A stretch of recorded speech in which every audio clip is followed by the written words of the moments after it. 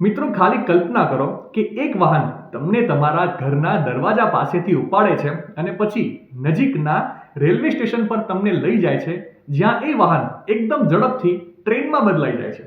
તમે માનશો નહીં, પણ આ કલ્પના જાપાનની અંદર હકીકતમાં બદલાઈ જાય છે. જાપાનમાં ડીએમવી એટલે કે ડ્યુઅલ મોડ વ્હીકલ નામથી એક ટ્રેન વ્યવસ્થા છે, જે રસ્તા પર પણ દોડે છે અને સાથે સાથે પાટા પર પણ દોડે છે.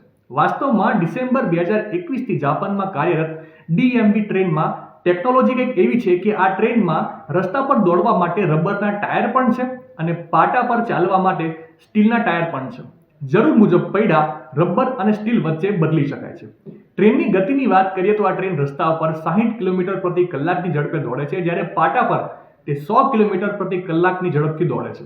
આ ટ્રેન એક સમયે 21 થી 23 મુસાફરોને તેમના ઘરેથી લઈ જઈને રેલવે સ્ટેશન પર જઈને ટ્રેનમાં બદલાઈ જાય છે ને બાકી ટેકનોલોજીનું ઉત્તમ ઉદાહરણ.